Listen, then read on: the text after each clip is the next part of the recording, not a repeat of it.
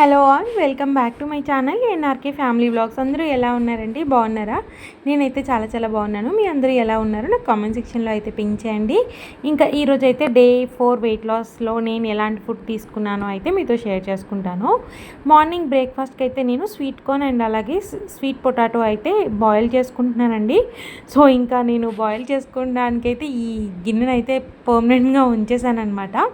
So steamer అనేది నాకు దాంట్లో కరెక్ట్గా సెట్ అవుతుంది. సో దాంట్లో కొంచెం వాటర్ పోసేసి స్టీమర్ని దాంట్లో పెట్టేసి మూత పెట్టేస్తున్నాను. సో మనం ఒక 10 to 15 మినిట్స్ వరకు లో ఫ్లేమ్లో వదిలేస్తే మనకి sweet potato and sweet corn మనకి మంచిగా కుక్ అయిపోతుంది అనమాట లోపల కూడా. సో చూస్తున్నారు కదా, మనకి ఏంటంటే ఆ ఆవిరితో కుక్ అవ్వడం వల్ల స్వీట్నెస్ అనేది చాలా బాగుంటుందండి.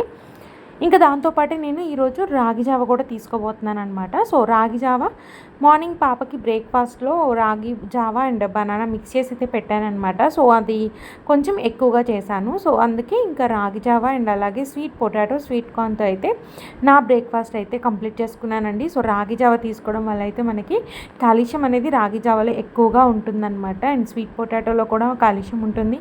ఫైబర్కి ఫైబర్, మనకి హెల్త్కి కావాల్సిన మంచి మంచి పోషకాలన్నీ కూడా ఈ స్వీట్ కార్న్లో స్వీట్ పొటాటోలో రాగి జావలో అయితే ఉంటాయండి. సో రాగి జావలో నేను ఒక 2 టేబుల్ స్పూన్స్ కర్డ్ అయితే యాడ్ చేసుకొని కొన్ని పైన పంకిన్ సీడ్స్ అయితే యాడ్ చేసుకొని బ్రేక్ఫాస్ట్ అయితే కంప్లీట్ చేశాను. సో ఈరోజు మార్నింగ్ డ్రింక్ తీసుకోలేదండి. సో డైరెక్ట్ బ్రేక్ఫాస్ట్ అయితే తీసుకున్నాను అనమాట. ఇంకా బ్రేక్ఫాస్ట్ చేసిన తర్వాత అయితే ఇక్కడ నేను ఆఫ్టర్నూన్ లంచ్ కోసం అయితే టమాటా పప్పు అయితే చేయబోతున్నానండి. సో ఈరోజు టమాటా పప్పు కొంచెం డిఫరెంట్గా అయితే చేయబోతున్నాను అనమాట. సో పప్పు అయితే ఒక 2 to 3 గ్లాసెస్ అయితే తీసుకున్నాను. సో దాన్ని ఒక 2 to 3 టైమ్స్ వాష్ చేసి దాంట్లో మనకి ఎంతైతే ఎసరు కావాలో అంత ఎసరు పోసుకున్నాను అనమాట. సో ఇప్పుడు ఇక్కడ వచ్చేసి నేను 4 టమాటాలు అయితే తీసుకున్నాను, ఒక ఆనియన్ అండ్ అలాగే 2 పచ్చిమిర్చి అయితే తీసుకున్నానండి. సో వాటిని చిన్న చిన్నగా కట్ చేసి అయితే ఇంకా కుక్కర్లోకి అయితే వేసేసుకుంటున్నాను. సో డైరెక్ట్ ఇంకా అన్నీ కూడా కుక్కర్లోనే కుక్ అయిపోయేలాగైతే వేస్తున్నాను. ఇదివరకు నేను ఆనియన్స్ వేసేదాన్ని కాదండి, బట్ ఇప్పుడైతే ఆనియన్స్ అయితే వేస్తున్నాను. సో స్పెషల్గా చేయబోతున్నాను అన్నాను కదా, సో దాంట్లోకి నేను గ్రీన్ పీస్ అయితే యాడ్ చేయబోతున్నాను. సో చూడాలి ఎలా వస్తుందా అని చెప్పేసి. సో ప్రోటీన్ ఇంకెక్కువ అయిపోతుంది అనమాట. సో ఇంకా ఈరోజు ఆఫ్టర్నూన్ లంచ్కి అయితే మంచి ప్రోటీన్ లాగా అయితే నేను పప్పు టమాటా అయితే చేసుకుంటున్నాను. ఇంకా దీంట్లోకి నేను కొంచెం పసుపు అండ్ అలాగే కారపొడి కూడా యాడ్ చేసుకొని 2 రెమ్మల చింతపండు కూడా యాడ్ చేశానండి. సో ఇంకా మనం విజిల్ పెట్టేసి ఒక 5 to 6 విజిల్స్ వస్తే మనకి పప్పు అనేది చాలా బాగా కుక్ అవుతుందన్నమాట. ఇంకా అలా కుక్కర్ అయితే స్టవ్ మీద పెట్టేశానండి. ఇక్కడ వచ్చేసి కొబ్బరి పచ్చడి చేయడం కోసం అయితే నా దగ్గర కొబ్బరి అయితే అవైలబుల్గా ఉంది. ఇంకా హాఫ్ కోకోనట్ అయితే ఉందండి. సో దాన్ని అయితే నేను కుస్తీలు పడ్డాను అనమాట తీయడానికి. సో ఇంట్లో మా వారు కూడా లేరు తీపిద్దాం అనుకుంటే, సో నేనే కష్టపడి అయితే తీసానమాట. ఇది ఒక పెద్ద టాస్క్, చూసారు కదా తీస్తుంటే ఎలా ముక్కలన్నీ చెల్లాచెదురైతే అయిపోతున్నాయి. సో ఇంకా అలానే చాక్తో అవ్వట్లేదని చెప్పేసి ఇంకా డైరెక్ట్ స్పూన్తో అయితే తీసానమాట. సో కోకోనట్ కూడా మన హెల్త్కి చాలా మంచిదండి. రెగ్యులర్ బేసిస్గా కాకుండా ఇలా వీక్లీ 2 to 3 టైమ్స్ తీసుకోవడం వల్ల కూడా చాలా మంచి హెల్త్ బెనిఫిట్స్ అయితే కోకోనట్లో ఉన్నాయన్నమాట. ఇంక ఇక్కడ వచ్చేసి మొత్తం అయితే ఇలా తీసేసుకున్నానండి. సో కొంచెం పెద్ద ముక్కల్ని కూడా చిన్నగా అయితే కట్ చేసి అయితే పెట్టుకున్నాను.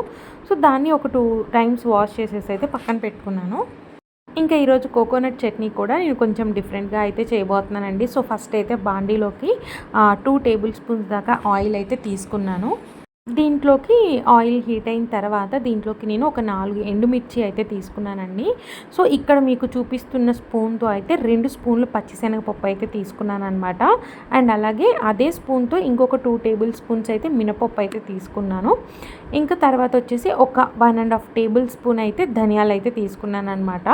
సో ఇవండి ఈరోజు నేను కోకోనట్ చట్నీలో యాడ్ చేసేవి. కొంచెం ఎక్స్ట్రా ఫ్లేవర్స్ కోసం అయితే ఇలాంటి ఈ పప్పులు అయితే యాడ్ చేశాను అనమాట. సో ఇప్పుడు మనం దీన్ని ఆయిల్లో ఒక 1 to 2 మినిట్స్ పాటు లైట్గా మనకు కలర్ చేంజ్ అయ్యేంత వరకు ఫ్రై చేసుకోవాలన్నమాట.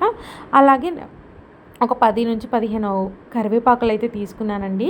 సో ఈసారి కరివేపాకు కూడా నేను దీంట్లోనే అంటే డైరెక్ట్ మనకి గ్రైండ్ అయిపోయేలాగా అయితే చేస్తున్నానమాట.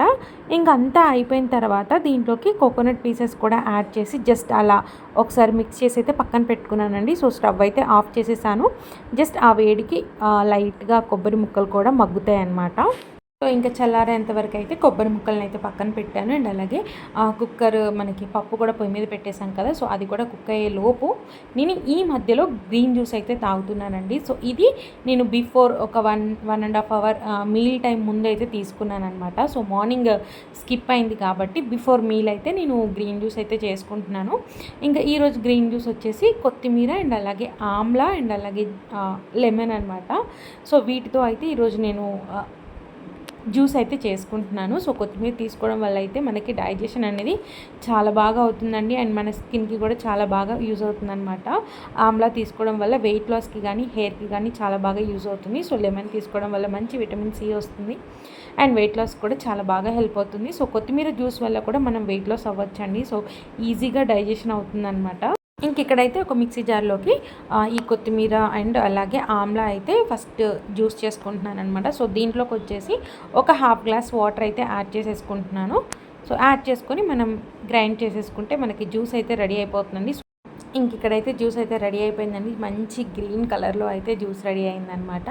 అయితే నాకు కొంచెం వాటర్ అనేవి తక్కువ అనిపించాయండి. సో నేను కొన్ని వాటర్ అయితే యాడ్ చేసుకొని మళ్ళీ ఒకసారి అయితే గ్రైండ్ చేశాను. సో మరీ ఏంటంటే దగ్గరగా వచ్చిందనమాట. సో అలా అయితే మనం ఫిల్టర్ చేసినా కానీ మనకి ఎక్కువగా జ్యూస్ రాదనమాట. సో అందుకే ఇంకొంచెం వాటర్ అయితే యాడ్ చేశాను. ఇంకా రెడీ అయిన జ్యూస్ని అయితే నేను ఫిల్టర్ చేసుకుంటున్నాను.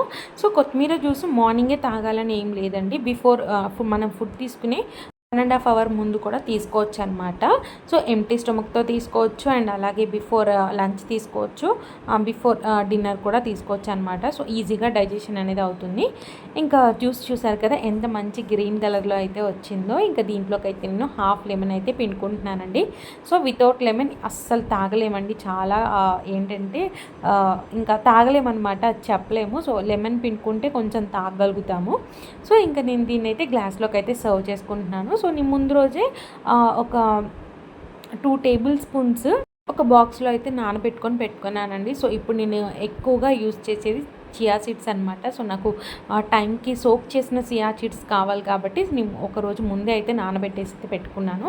దీంట్లోకి ఒక 2 to 3 టేబుల్ స్పూన్స్ అయితే వేసుకొని అయితే చక్కగా జ్యూస్ అయితే తాగేస్తున్నానండి. ఇది ఈరోజు మిడ్ మార్నింగ్ జ్యూస్ అని చెప్పేసి అయితే చెప్పుకోవచ్చు అనమాట. ఇంకా అది అయిపోయిన తర్వాత ఇంకా మనకి కొబ్బరి ముక్కలు అయితే అన్నీ చల్లారిపోయాయండి. సో దీన్ని ఇప్పుడు మనం గ్రైండ్ చేసేసుకోవడమే.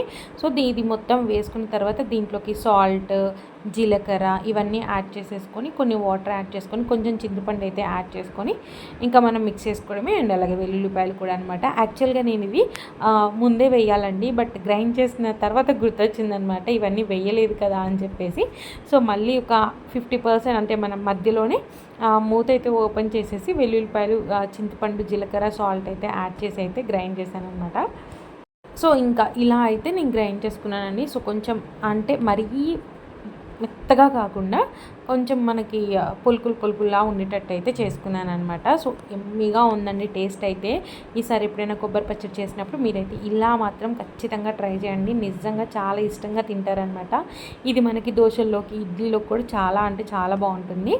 ఇంకా ఫైనల్గా పోపు అయితే పెట్టేసుకుంటున్నాను. ఇంకా ఆయిల్ వేసుకొని ఆవాలు, జీలకర్ర, కొంచెం పచ్చిశనగపప్పు అండ్ అలాగే మినపగుళ్ళు అండ్ అలాగే ఎండుమిర్చి అండ్ అలాగే కరివేపాకు అయితే వేసుకొని అవి ఫ్రై అయిన తర్వాత ఇంకా చట్నీలోకి అయితే వేసేసుకుంటున్నాను. ఇంకొకసారి మొత్తం మిక్స్ చేసేసుకొని మూత పెట్టుకుంటే చట్నీ అయితే రెడీ అయిపోయిందండి. ఇలా మిక్స్ చేసేసుకొని ఒక పక్కకైతే పెట్టేసుకుంటున్నాను. ఇంకా మనకి పప్పు కూడా రెడీ అయిపోయిందండి. సో చక్కగా విజిల్ మనకి హెయిర్ ఉంటుంది కదా అదంతా కూడా పోయిందనమాట. సో ఇప్పుడైతే నేను మూత అయితే ఓపెన్ చేస్తాను. చక్కగా అన్నీ కూడా బాగా కుక్ అయిపోయాయి. ఇప్పుడు టేస్ట్కి తగ్గట్టు సాల్ట్ అయితే యాడ్ చేసుకొని ఒకసారి పప్పు గుత్తితో అయితే ఇలా ఒకసారి మెతుక్కుంటున్నాను. సో నాకు గ్రీన్ పీస్ అనేవి కొన్ని మెదిగాయండి. సో కొన్ని మాత్రం మంచిగా అలానే ఉన్నాయన్నమాట. సో తినేటప్పుడు మనకి మంచిగా తగులుతూ ఉన్నాయి. ఇది కూడా మరీ మెత్తగా చేయకుండా పప్పుగా ఉండేటట్టయితే మనం మెతుక్కోవాలి. ఇంక ఇప్పుడైతే దీన్ని అయితే తాలింపు పెట్టేసుకుంటున్నాను. సో ఇంకా ఆయిల్ వేసేసి ఆవాలు, జీలకర్ర, ఎండుమిర్చి అండ్ కరివేపాకు వెల్లుల్లిపాయలు అయితే ఈరోజు కొంచెం ఎక్కువగా వేసానండి. సో నాకెందుకో పప్పులో వెల్లుల్లిపాయలు అస్సలు తినడం ఇష్టం ఉండదు. బట్ మా వారైతే తింటారనమాట. సో తనకి ఎక్కువగా ఇష్టం వెల్లుల్లిపాయలు అంటే.